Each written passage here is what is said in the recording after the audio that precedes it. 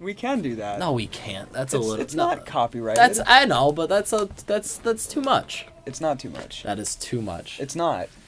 It's not too much energy. It's just the right amount. No, I mean it's not too much energy. It's just like. It's not too much. It's not too much. Not You for have to here. poop. I do have to poop.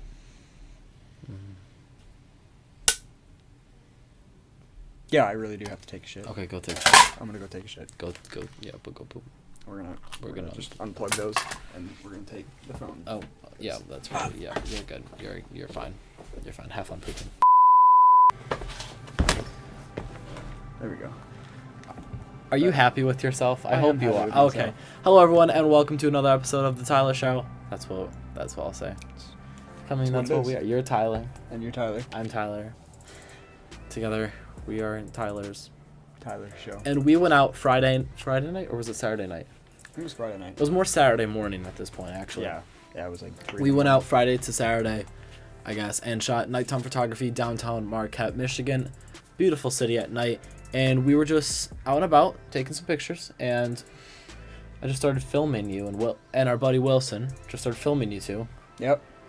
Shot some tips on. Shot some tips and nighttime photography. Alrighty, so we'll just get into them. Tip number 1. Nighttime photography tip. Know your lighting. Know your lighting. Yep. So What do you mean by that? like the light you're standing on right now, creates shadows. So underneath my nose, underneath my eyes, creates these really bad shadows in your photos. A lot of times you can fix that in editing, but if you can find places that are lit from the ground, like cement, they light up the ground pretty well. Snow helps a lot, but if you're going in buildings a little bit over there's some more lights coming up from the ground. Try and shoot there. If that's what you're going for, definitely just nothing in particular that I know of, but definitely just look at your lighting. Know what your shadows are gonna look like, because it's gonna show up in editing.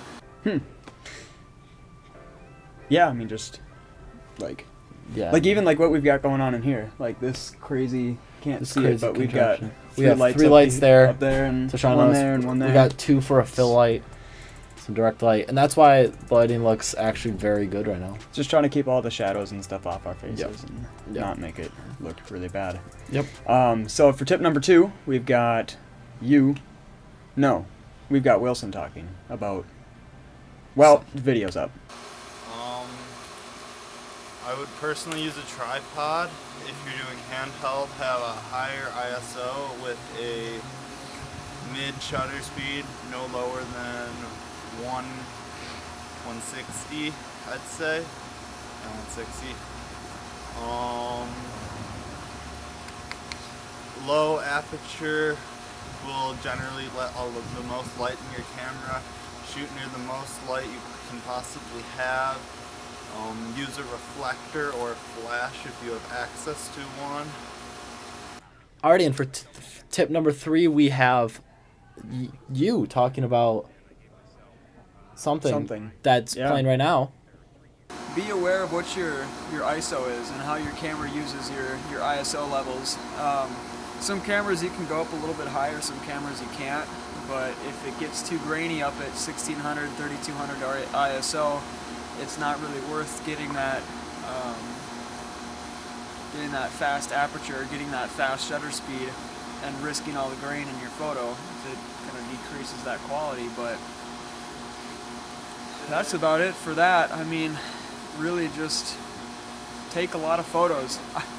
That's about it. Just know exactly what your camera is doing. You know, the more that you take the photos, the more that you fail at your photos, you'll find that your camera does and does not do certain things as well as other cameras can, and that's kind of where you fall in love with your camera, because you figure out exactly what it can and can't do.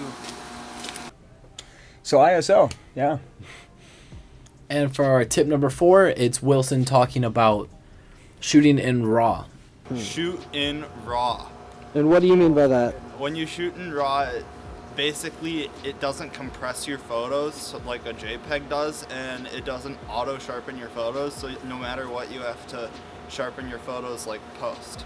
So how I would use RAW, or how I would like describe RAW, is it's like uncooked meat. You have to cook it after you take your photos. Rather, when JPEG, it cooks it for you. It's like buying pre-cooked meat. So we're gonna talk a little bit more about this right now.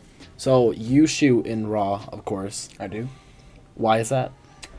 Just doesn't compress the photo, so when I go into Lightroom and try and adjust my color schemes or whatever, the color graph, it's allowing a little bit more flexibility with the colors. Just not.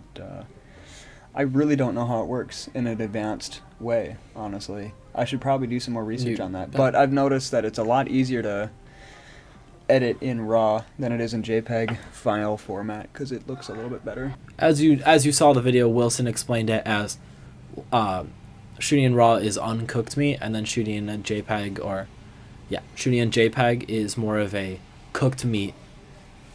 It basically doesn't compress the file. That's it. So all your color, all of your metadata in the photo itself, histogram data rather, is just saved. It's not compressed for that JPEG quality, if you want to call it that. It's the raw file format is a lot bigger though. They're typically 25, 30 megabytes.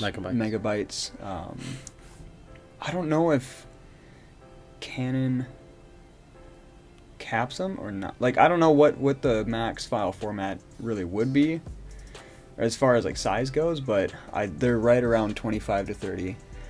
They are bigger files, so beware when you are taking them that you won't be able to take as many photos.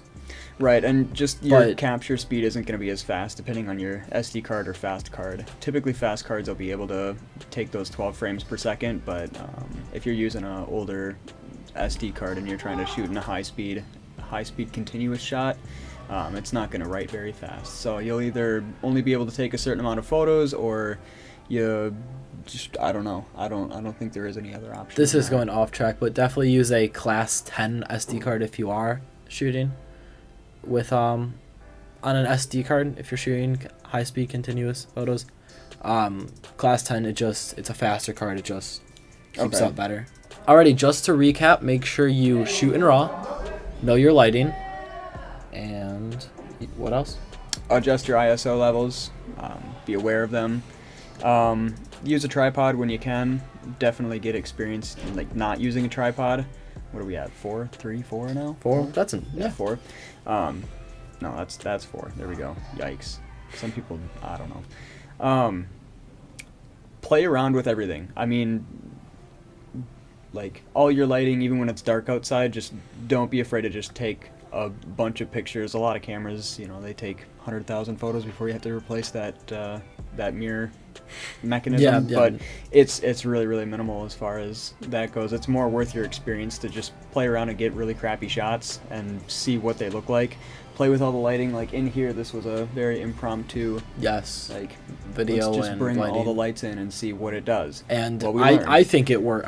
It looks looks great. Hopefully it looks pretty good in the editing, so I assume it will. But yeah, just don't be afraid to learn, because you're always going to find something different that's going to work out for you. Other than that, I don't know. Take advantage of all the opportunities you have to go outside and just take pictures. If it's not raining out like right now, even if it is raining, it's raining. If you have a camera that's weather sealed, yeah, put a plastic bag over it. There's YouTube videos out there on how to wrap your camera in a plastic bag. Definitely do it. Definitely try something. Because water really takes down all the dust in the air, so it's really, really clear when you shoot in rain. After rain, we were planning on going outside and doing that steel wool photography. We'll try that. When we try that, I'll make sure to film some behind the scenes, and we'll talk to you about how to do that better. Absolutely. But I hope you enjoyed this video. Make sure to like, comment, and subscribe, and we'll see you next time.